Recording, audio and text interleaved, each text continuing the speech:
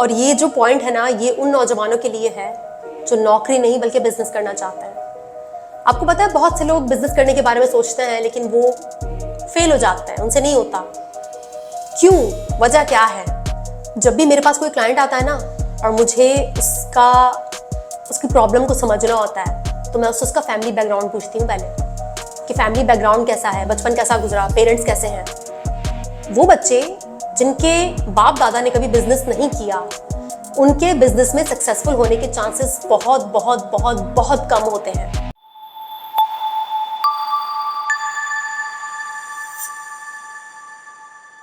मेरी पैशन वाली वीडियो पर एक कमेंट आया जिसमें एक जनाब ने कहा कि मैडम प्लीज़ ये बताएं कि अपने लिए कैरियर कैसे चूज़ किया जाए। अपना पर्सनालिटी असेसमेंट करके कौन सी पर्सनालिटी टाइप को कौन सा कैरियर सूट करता है, प्लीज़ इसके बारे में बताएं। अभी सवाल मेरे लिए जो था ना वो बड़ा इंटरेस्टिंग था, क्योंकि इस सवाल से रिलेटेड इतना ड्रामा है ना हमारे मुल्क में, इतना टंटा चल रहा है ना कि क्या बताऊं। हालांकि मैं साइकोलॉजिस्ट हूँ, थेरेपिस्ट हूँ, मेरा काम थेरेपी करना है, लेकिन थेरेपी और साइकोलॉजी माशरे से हटकर तो नहीं चलती ना। माशरे से कटकर तो कोई आपकी नफ्सियात नहीं होती, आपको माशरे के हर पहलू पर गौर करना पड़ता है। तो आज की इस वीडियो में मैं आपको ये बताऊंगी कि आप अपनी पर्सनैलिटी टाइप के हिसाब से अपना कैरियर कैसे चूज कर सकते हैं।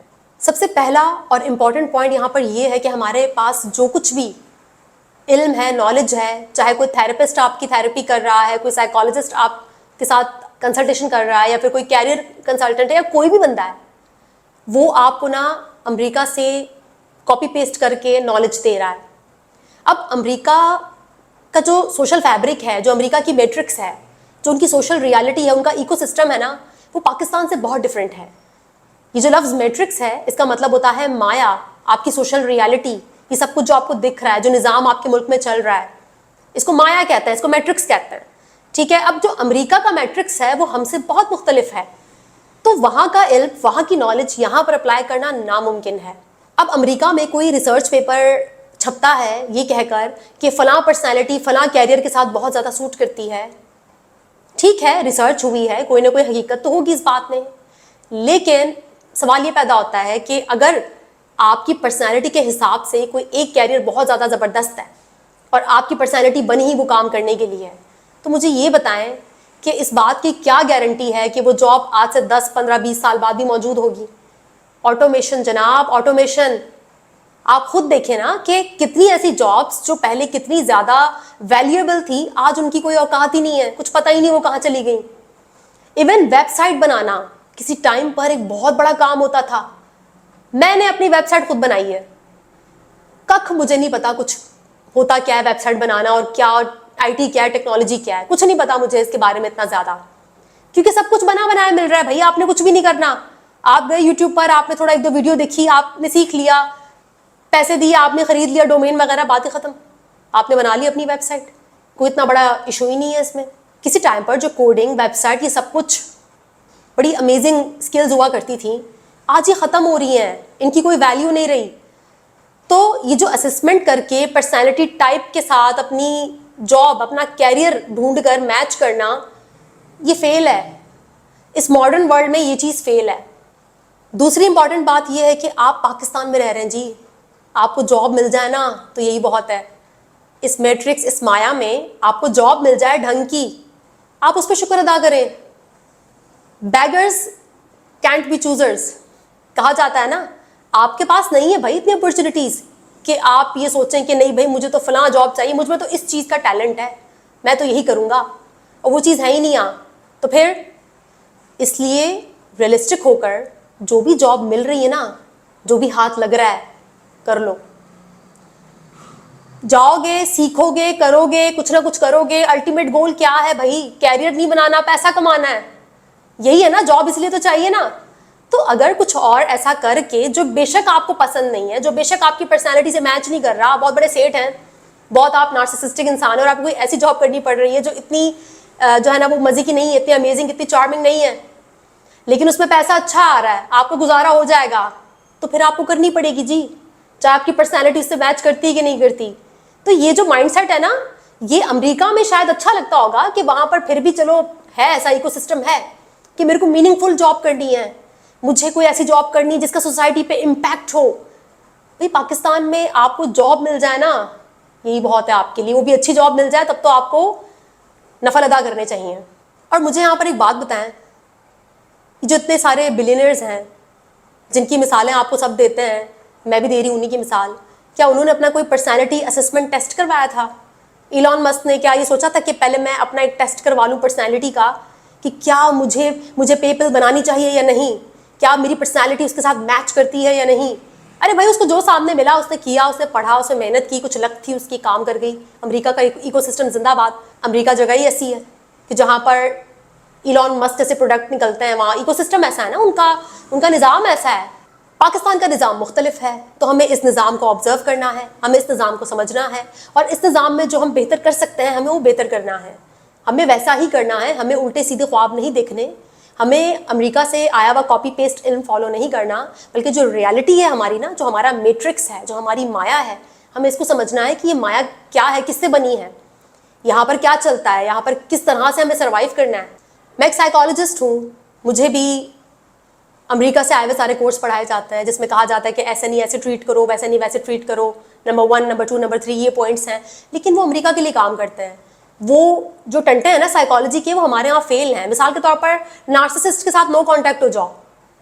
अब टॉम और फ्रैंकलिन तो बैग उठा के बोल सकते हैं कि मॉम वे लीविंग, हम जा रहे हैं, लेकिन क्या आप ऐसा कर सकते हैं? आप पाकिस्तान में रहते हैं ना, आप अली और शाहिद हैं, तो अली और शाहिद तो ऐसा नहीं कर सकते ना, क्योंकि अली और शाहिद का कल्चर मुख्तलिफ है।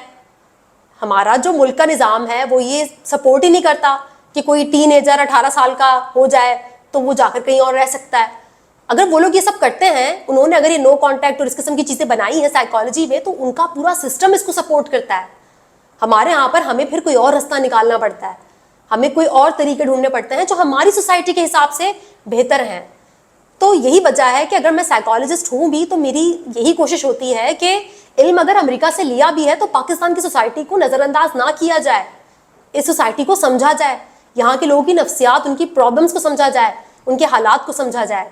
अब पॉइंट नंबर 2 पर आते हैं, और ये जो पॉइंट है ना, ये उन नौजवानों के लिए है जो नौकरी नहीं बल्कि बिजनेस करना चाहते हैं। आपको पता है बहुत से लोग बिजनेस करने के बारे में सोचते हैं लेकिन वो फेल हो जाते हैं, उनसे नहीं होता। क्यों? वजह क्या है? जब भी मेरे पास कोई क्लाइंट आता है ना और मुझे उसकी प्रॉब्लम को समझना होता है, तो मैं उसका फैमिली बैकग्राउंड पूछती हूँ पहले कि फैमिली बैकग्राउंड कैसा है, बचपन कैसा गुजरा, पेरेंट्स कैसे हैं। वो बच्चे जिनके बाप दादा ने कभी बिजनेस नहीं किया, उनके बिजनेस में सक्सेसफुल होने के चांसेस बहुत बहुत बहुत बहुत कम होते हैं। बहुत एक्सेप्शंस होती हैं, बड़ा एक्सेप्शनल केस होता है, कोई बंदा बहुत इंटेलिजेंट होगा, कोई गॉड गिफ्टेड होगा, अल्लाह की तरफ से नवाजा हुआ कि वो बाप दादा नहीं थे बिजनेस में, लेकिन उसने कुछ शुरू किया और वो उसकी निकल पड़ी, और उसको पता था कि बिजनेस को कैसे लेकर चलना है। क्योंकि जब तक आपके घर में वो विजडम, वो दानिश जो आपके बड़ों ने सीखा बिजनेस करते हुए, वो आपसे शेयर नहीं करेंगे। आप ऐसे घर में नहीं पले बड़े कि जहाँ पर बिजनेस की बात होती थी, जहाँ पर एक एटीट्यूड था व्यापार का, बिजनेस का, वो अगर आपके घर में नहीं है तो चांसेस हैं कि आप नहीं कर पाएंगे। इसलिए जब भी आप बिजनेस या किसी स्टार्टअप के बारे में सोचें तो पहले ये सोचें कि मुझे पता है कि जब एक बिजनेस में एंटर होते हैं तो उसके लिए क्या कुछ चाहिए, क्या क्या छोटे छोटे मसाइल हैं जो आते हैं जिनका मुझे पता नहीं इनको हैंडल करने की सकत मुझ में है या नहीं। और वो बच्चे जो बाप दादा का बिजनेस संभालते हैं ना, उनको इतनी मेहनत भी नहीं करनी पड़ती, क्योंकि बाप दादा ने मेहनत करके पका पकाया उनको दे दिया। अब बच्चे मजीद इंप्रूवमेंट करते हैं। हमारे यहाँ कराची में एक कम्युनिटी है, उन्हें मेमन कहते हैं, मेमन कम्युनिटी।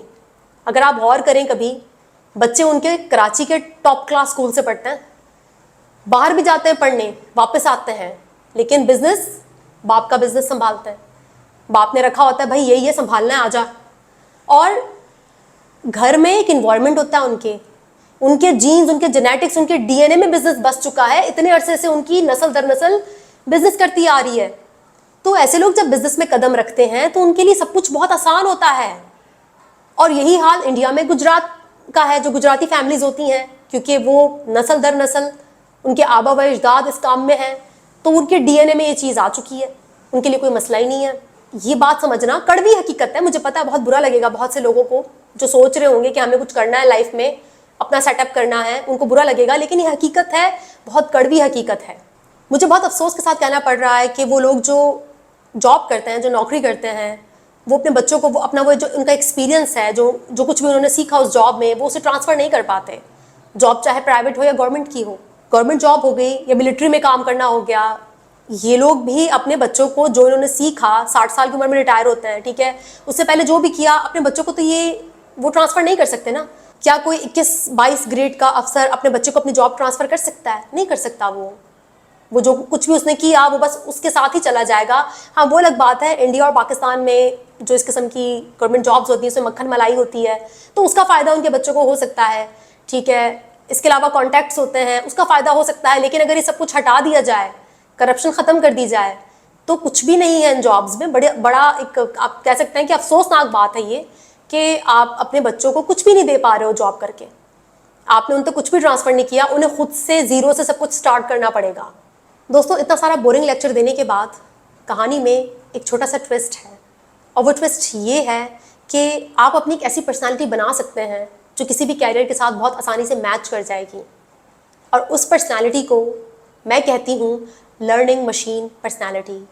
जी हाँ, आपको इस मॉडर्न वर्ल्ड में लर्निंग मशीन बनना होगा, क्योंकि आज जो स्किल आप सीख रहे हैं, कोई गारंटी नहीं इस बात की कि आज से 10-15 साल बाद वो स्किल रेलिवेंट होगी या नहीं, आपका कैरियर, आपकी जॉब रेलिवेंट होगी या नहीं। इसलिए आपको आपकी आदतें, आपका फोकस, आपका अटेंशन, आपकी प्रोडक्टिविटी, आपकी सेहत, इन तमाम तर चीज़ों पर काम करना होगा ताकि आप एक ऐसी पर्सनैलिटी अपनी बना सकें जो लर्निंग मशीन हो, जो सीखने की मशीन बन जाए। क्योंकि आने वाला दौर इसी का है। आने वाला दौर बहुत मुश्किल है, आसान नहीं है, क्योंकि सीखना हम इंसानों के लिए कभी भी आसान नहीं रहा। बहुत एग्जॉस्टिंग है, बहुत थका देने वाला होता है, लेकिन अब मजबूरी है जनाब, करना तो पड़ेगा ना। जो जॉब भी आपको मिल रही है, जो कुछ भी आपके सामने आ रहा है जिससे आप अच्छा पैसा बना सकते हैं, उसे अपना कैरियर बना लें और उसी के मुताबिक अपनी पर्सनैलिटी को ढालने की कोशिश करें, क्योंकि आपके पास कोई चॉइस नहीं है। जहाँ चॉइस नहीं होती वहाँ पर नखरे, ड्रामे और टंटे थोड़े कम करने पड़ते हैं, और वो सब करना पड़ता है जो हालात की डिमांड है, जो हालात आपसे चाह रहे हैं। तो याद रखें दोस्तों कि कैरियर बनाने का टाइम गया, क्योंकि आज जो आपका कैरियर है वो कल कैरियर बहुत मुमकिन है कि ना हो, उसकी जगह कोई और मशीन आ जाए और वो आपकी जॉब करने लग जाए। इसलिए जो भी आपके हाथ लग रहा है, जो कुछ भी है, उसको पकड़ें, उस जॉब को, उस कैरियर को, और उसे अच्छा पैसा बनाने की कोशिश करें। और इसके अलावा सीखते रहें। सीखना बहुत ज़रूरी है। आपको आपके वालिदैन से कुछ भी नहीं मिला ना, तो भी आपके पास मॉडर्न वर्ल्ड में इतने रिसोर्सेज हैं, इतना सब कुछ मौजूद है कि आप सीख सकते हैं। सीखते रहें, लर्निंग मशीन बने। तो इस जदीद दुनिया में, इस मैट्रिक्स में, ये जो मॉडर्न वर्ल्ड का मैट्रिक्स है ना, ये जो माया है हमारी, इसमें फिर आपको सर्वाइव करने में ना इतनी ज़्यादा दिक्कत नहीं होगी। और मैं हमेशा यही कहती हूँ कि मोटिवेशन की बजाय मेंटल क्लैरिटी को सीख करें, काउंसलिंग लें, थेरेपी लें, रिफ्लेक्ट करें, और जो भी आपकी हैबिट्स हैं या जिन एडिक्शंस वगैरह में आप फंसे हुए हैं उन सबको ठीक करें, क्योंकि ये सब कुछ आपके कैरियर से ही रिलेटेड है। मैं हर वीडियो में हमेशा यही बात कहती हूँ, और मैं अपने क्लाइंट्स को भी अपनी थेरेपी के दौरान यही कहती हूँ कि हम रियलिटी पर बात करेंगे, प्रैक्टिकल बात करेंगे। कोई मोटिवेशन, कोई फील गुड, कोई बहुत ज़्यादा पॉजिटिविटी की बात नहीं होगी। जो चीज़ जैसी है उसको वैसे देखना है ना भाई। अब आम है, आम को मैं सेब बोलूँ तो फिर मैं तो खड्डे में ही गिरूंगी ना, और कहाँ जाऊँगी। तो इस बात को समझें और लर्निंग मशीन बनना ना भूलें। इंशाल्लाह नेक्स्ट वीडियो में मुलाकात होगी। तब तक के लिए अपना बहुत ख्याल रखिएगा। Thank you so much.